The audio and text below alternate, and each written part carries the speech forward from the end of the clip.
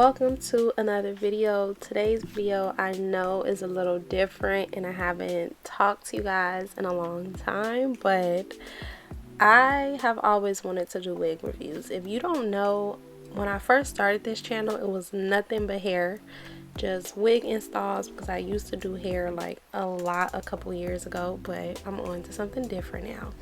But Wiggins sent me this water wave wig, and I literally was just telling my mom, like, for spring, summer, I don't want super tight curls. Like, I want something that's a little bit loose, and that's exactly what this wig gives. This is everything that came in the box. It came with lashes, a baby hair brush, and a HD wig cap, which I love. I was telling my clients, like, if you can get a HD wig cap, bring those instead of the other ones, because they are so transparent and you cannot see through them. I mean, they're so transparent and see-through, which obviously is going to make the install look so natural. So that's what I love about it. And I didn't realize that this was folded because I don't have my glasses on and I don't have any more contacts. So not gonna lie, I was kind of struggling throughout this install video. Usually when I'm doing my wigs, I'll put my contacts in because I actually need to see. It's ridiculous when I explain to people, like, bro, I really need my glasses and my contacts, and they don't believe me.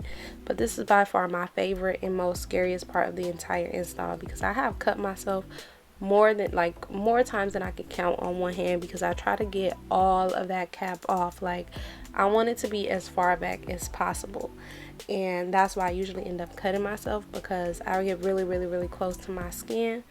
But that little ear part, I try to make that as short as I can, because sometimes it'll stick out if the wig isn't big enough.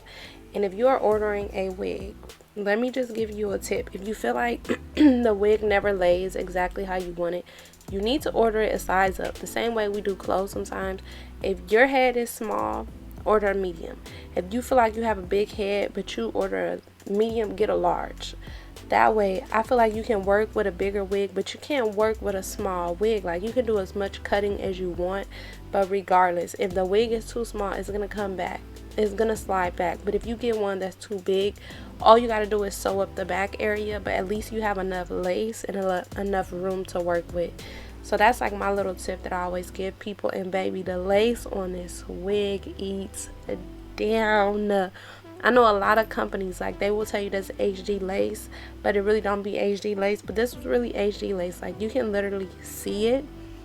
And that probably was my favorite part about the entire wig, because I knew that I didn't have to go baby hair on the wig. And yes, I still use an old school real hot comb for my hair, because why not? It gets the job done. For me, the plug-in and the electric ones just don't do it for me. I like my thing to be very flat. Like, sometimes I can feel the heat through the wig cap, and that's how I know the wig is going to be flat and it's going to be laid. And I use spritz. Not gonna lie, I've been a little bit scared of that got to be bottle ever since that incident with the girl on TikTok happened. Like, I keep it so far away from any kind of heat source now, it don't make no sense. So I just go with what I have been known to use and what's worked back in the days, which is the spritz. I spray that on the lace just so that all the hair can go back and be out of my face. And then I'm just putting some concealer that matches my shade onto the front and the back, especially in that hairline area. And y'all gonna see how it all comes together. When I do my glue, I do about 3 or 4 layers, unless I'm just putting the wig on just to take it off like within a few days. Then I'll just do 2 layers. But another tip is to put the wig in front of the cap, like way in front. You see how this is like about 1.5 inches in front of the cap, because when you cut it, you don't want it to be close to that wig cap, or even close to your hairline. I know some people have low hairlines. I don't. So I usually don't have to worry about that, and it's really a blessing in disguise, because it saves my edges and I never have to worry about like putting the wig directly on my hairline. But if that is you, you obviously need to make sure that the hairline on the wig is at least 1/2 inch to 1 inch in front of your natural hairline. I was really struggling with this glue. I think we lost the cap to it, so that's why it was hard for me to get it out. And then I just used a little what's these things called, a hair clip, to lay my glue down. Obviously, I feel like, come on, we've been watching these videos for a long time. Make sure the glue is completely clear. Not a white speck showing. I have learned my lesson trying to hurry up, rush, do my wigs, and still put it down when the glue was a little bit white. It never turns out good. You can always see it through the lace, especially if it's HD lace. Now, if you just got some low quality lace, you might could get away with your glue still being white. But it's still, to me, it clumps up, especially when you start to sweat. Like, just don't do it. Put that band on, and we're going to leave it on there for, I left mine on probably for no more than 25 minutes. Just because I obviously had somewhere to go. Well, it's probably not that obvious. But yes, I had a birthday party to go to, and I was trying to get this video done.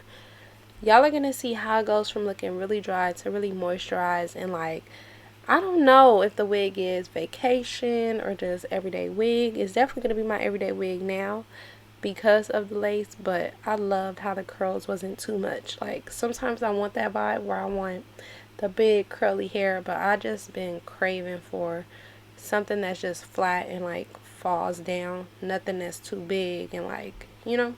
And I did decide to go no baby hair on this hair besides sideburns. Another trick and hack that I've learned is sideburns can really save your wig. Even if you don't want baby hair, put some sideburns on it, and I feel like it just lasts longer. Obviously, baby hair is also going to make the wig last longer. If you didn't know, now you know. So yeah, but I didn't go baby hair on this wig just because I wanted a no baby hair look. I don't know, I feel like I've been craving for something different on my head, and I haven't been knowing like what that's going to be yet, but I just want a different look for my face, and that's what it gave. Y'all, I also tried to do my makeup towards the end of this video, and I think I did a good job. Look at that lace. Like, I love it. And I did put some mousse on it just because I wanted it to look very moisturized and shiny and just give like she's going somewhere and not I'm just doing my wig to sit in the house. So I put a lot of mousse on my hair. If you have curly hair and you like that more like way down defined curl look, use mousse.